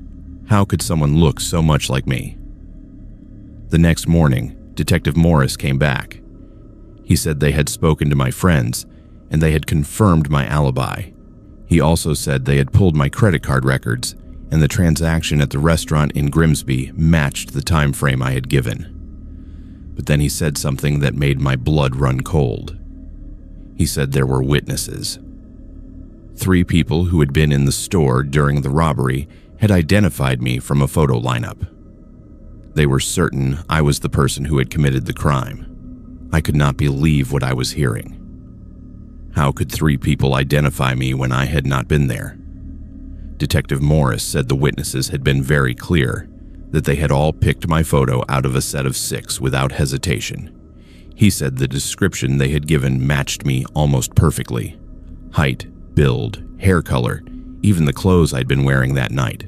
I told him again that it was not me, that there had to be someone else who looked like me. He said they were investigating that possibility, but in the meantime, I was being charged. I spent the weekend in jail. On Monday, I was arraigned and released on bail, thanks to my friend, who'd contacted a lawyer on my behalf. The lawyer, a woman named Patricia, told me the case against me was circumstantial but strong. The witnesses were credible, and the physical resemblance between me and the person in the security footage was undeniable. She said our best bet was to find evidence that placed me elsewhere during the robbery, which we had. But that might not be enough if the witnesses insisted I was the person they saw. Over the next few weeks, Patricia worked tirelessly on my case. She subpoenaed the restaurant's security footage, which showed me sitting at a table with my friends during the time of the robbery. She also obtained cell phone records that placed my phone in Grimsby, not Jordan Station. But the prosecution argued that I could have left my phone with someone else and driven to Jordan Station, committed the robbery, and returned. It was a weak argument, but it was enough to keep the case alive. Then, about a month after my arrest, I got a call from Detective Morris. He said they had arrested someone else.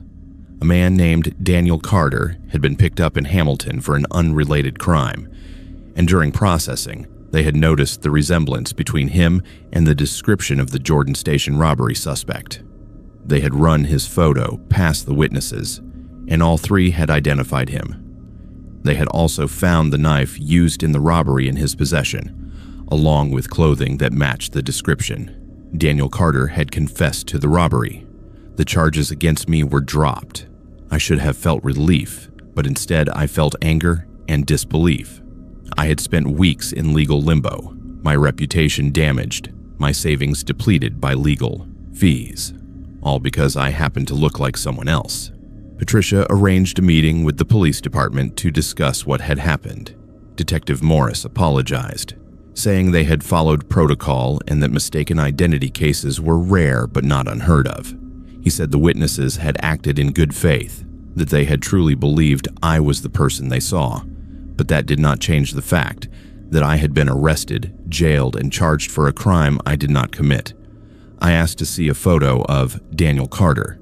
Detective Morris hesitated but eventually showed me. The resemblance was eerie. We had the same bone structure, the same hair, the same general appearance. If I had passed him on the street, I might have done a double take. But we were not identical.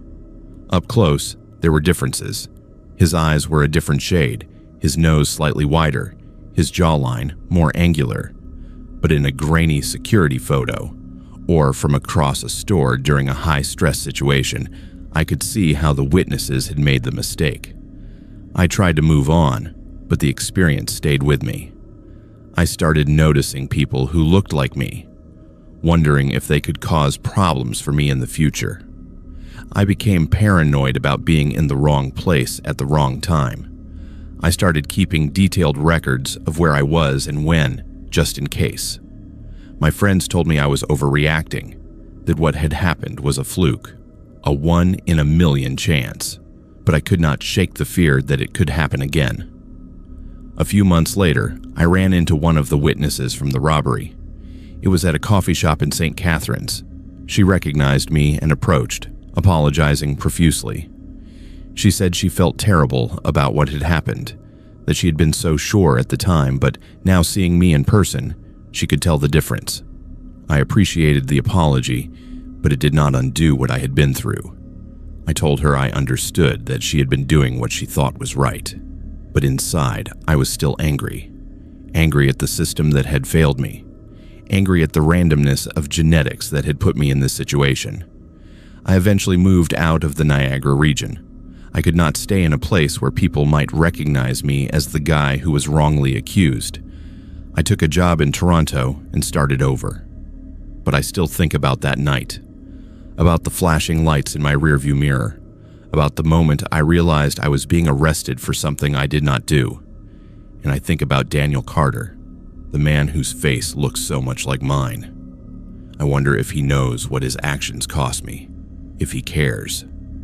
I wonder if he is still out there, committing crimes, and if someday someone will mistake me for him again. And that thought keeps me up at night more than anything else. This happened to me last winter on the stretch of Highway 17 between Deep River and Mattawa, a part of Ontario that feels more like an endless corridor of forest than a road connecting actual places. I was 28, working as a travel nurse, moving between small northern hospitals that never had enough staff. I was used to long drives on isolated highways, used to snow that turned the world into a tunnel of white. I was not afraid of the dark or the cold. I was afraid of being late, of losing contracts, of disappointing people who depended on me. So when the storm started that night, and I saw the glow of a diner sign cutting through the snow ahead, My first feeling was relief, not fear. I should have listened to the second feeling that followed right behind it. The quiet sense that something about that light was wrong. I had left North Bay around 6 in the evening, planning to drive straight through to a tiny community clinic west of Petawawa. The forecast had called for flurries, nothing serious, just typical northern weather. By 7:30, the flurries had turned into a whiteout. My wipers could barely keep up, and every oncoming truck was a moving wall of ice and light that left me blind for long seconds after it passed. The radio cut in and out. My phone had no signal. The GPS kept trying to reroute me down logging roads that were probably not plowed. I gripped the wheel and kept my eyes on the faint twin ruts in the snow that marked the highway, telling myself I had done this 100 times before. I had been on that road for almost an hour without seeing another car when I noticed the glow. It appeared first as a faint orange haze on the low clouds ahead, then as a more defined rectangle of light off to the right. As I got closer, I could make out a sign, a tall tilting pole with a flickering board that read Pinecrest Diner in faded red letters. I slowed down, squinting through the snow. I'd driven this stretch of 17 half a dozen times. I had never seen a diner here.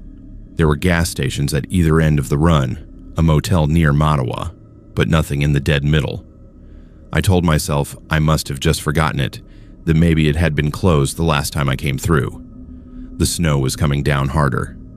My eyes burned from staring into the swirl of flakes. A hot coffee and a bathroom, and a brief break from the white would help. I saw the narrow plowed lane leading off the highway and turned in. The driveway wound through a stand of dark pines and opened into a small gravel lot. Against the storm, the diner looked almost warm. It was a low, rectangular building with big front windows, glowing yellow, and a red neon open sign buzzing faintly.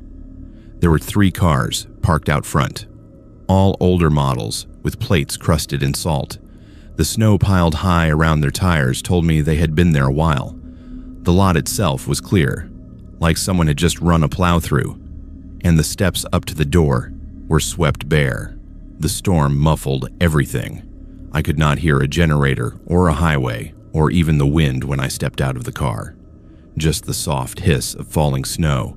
Inside, the air smelled like coffee, grease, and something sweet, maybe pie. A bell above the door chimed as I stepped in. The place looked like a snapshot from another decade.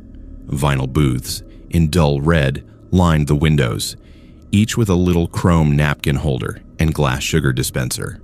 A long counter ran down the center with bolted stools, and behind it stood a woman in a pale blue uniform with a white apron, her gray hair pinned up in a tight bun. 2 men sat at separate booths, both facing the window, both with untouched plates of food in front of them. A radio on a shelf behind the counter played some old country song, but the sound was low, almost swallowed by the humming fluorescent lights. Everyone looked up when I came in. No one smiled. The woman behind the counter broke the silence first. "Long drive," she said, voice flat but not unkind. I nodded and slid onto a stool. "Storm came in faster than they said," she added, filling a mug from a pot that had clearly been sitting a while. I wrapped my hands around the mug anyway, grateful just to feel something warm. She asked where I was headed. I told her, naming the clinic and the little town no one outside the area had heard of. One of the men at the booths, a thin guy in a green work jacket, turned his head a fraction when I said the name, then went back to staring out at the snow. There was something off about the light in that place. It was bright enough to see everything clearly, but there were no shadows. The overhead tubes buzzed softly and the glow felt flat, like being inside an old photograph. I tried to shake it off. I was tired. I ordered a grilled cheese and fries, something quick, and asked if I could use the washroom. The waitress jerked her chin toward a narrow hallway at the back. As I walked past the booths, I noticed the plates in front of the 2 men. The food looked fresh at first glance, steam rising from gravy, a sheen of melted butter on vegetables. But when I looked closer, the steam was not moving. It hung there, a faint, frozen mist above the plates. The peas on one man's plate had a strange, dull color, like plastic. My skin prickled. I kept walking. The hallway was strangely long for such a small building. The floor tiles changed from checkerboard to plain gray halfway down, and the sound of the radio faded until it was gone. The first door on the right was marked restroom. The second had no sign. As I passed it, I heard something from the other side of the wall. Voices low and overlapping, like a crowd in another room trying not to be heard. I stopped, holding my breath. The voices did not get louder, but they did not fade either. A constant murmur, no words I could pick out. Just the tone of people who were not happy and not free to leave. I backed away and went into the washroom, locking the door behind me even though I was probably being ridiculous. The washroom was spotless. Too spotless. The mirror had no streaks. The chrome on the faucet was so polished it barely looked touched. I washed my hands and splashed cold water on my face, staring at myself. I looked exhausted, pale, eyes ringed in shadow. For a moment, I thought about just staying there until the storm passed, nursing coffee in a bright, weird little diner instead of fighting my way along a treacherous highway. Then the lights flickered. Just once, a subtle dip in brightness, like a power surge. In the half-second of dimness, I saw something in the mirror that froze me in place. The room behind me was not the washroom. It was the dining area, and every booth was full of people, all of them turned toward the mirror, all of them staring at me with the same blank expressions. The light snapped back to normal, and the reflection was just tile and a closed stall again. My stomach lurched. I dried my hands on my jeans and left without looking too closely at anything. When I stepped back into the main room, the scene was exactly as I had left it. 2 men, front booths, plates untouched, waitress behind the counter, radio humming.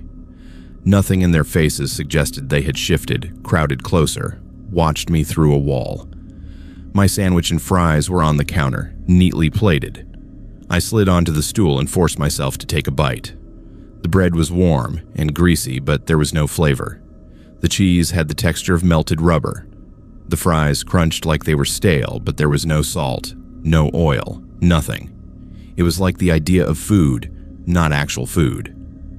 I swallowed anyway and chased it with coffee that tasted faintly of metal. "You should not drive much longer," the waitress said suddenly. I looked up. Her eyes were a pale, washed-out blue, and there was something relentless in the way she watched me. Storm gets worse past here. Not many places to stop between this and the next town. I asked her how far that was. She said about an hour if the roads were good, 2 if they were not. I did the math in my head. If I left now, I could still make it before midnight. I thanked her, laid down cash for the meal I did not really want, and stood up. One of the men at the booths finally moved. His lips parted just enough for me to hear a whisper as I passed. "Do not come back."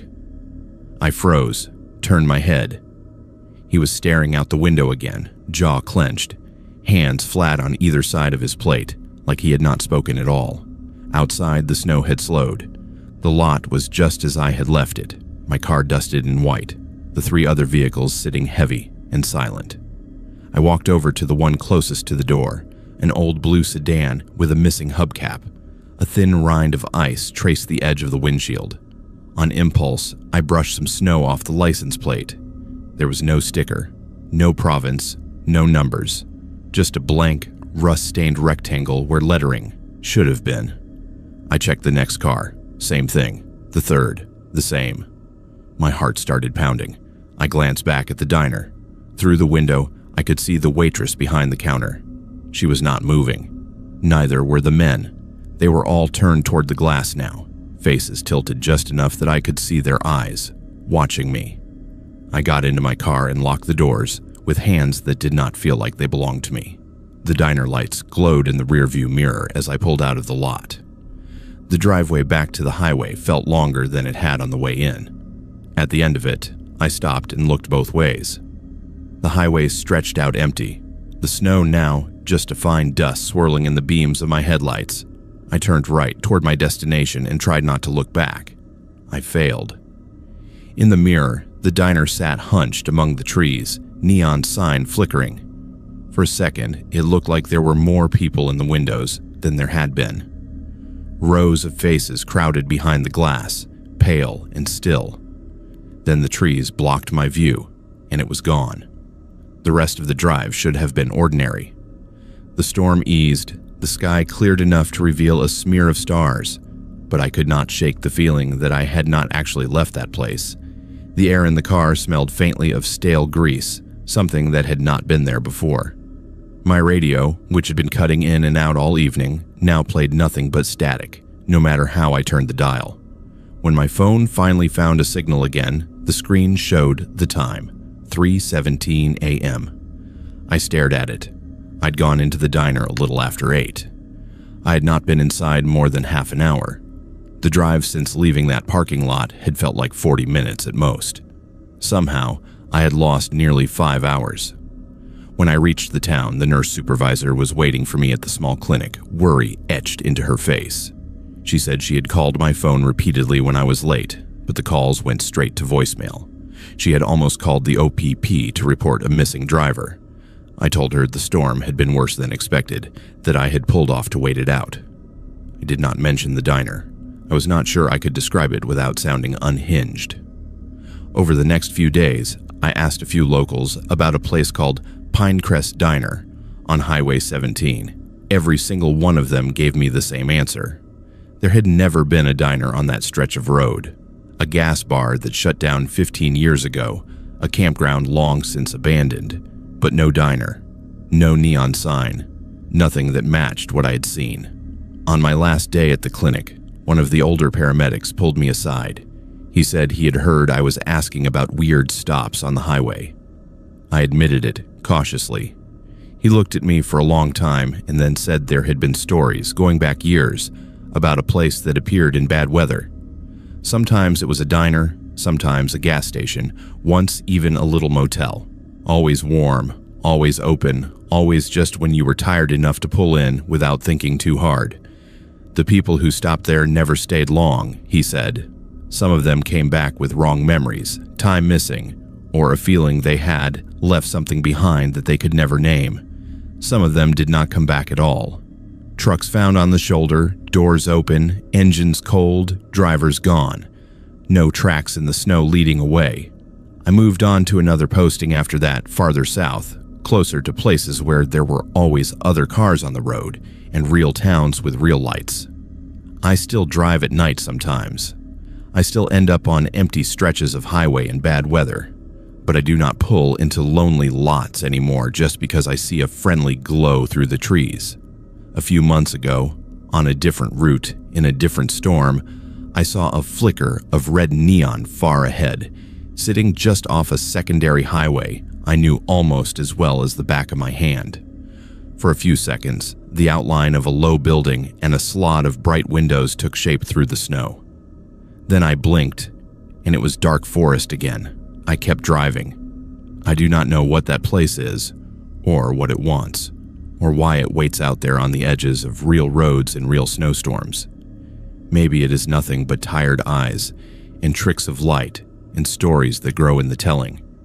Or maybe there is somewhere between here and nowhere that is always hungry for people who are alone and exhausted, and grateful for any door marked open. All I know is that if you are driving that long, lonely stretch of Ontario highway in a storm and you see a diner, you do not remember ever being there before, keep going.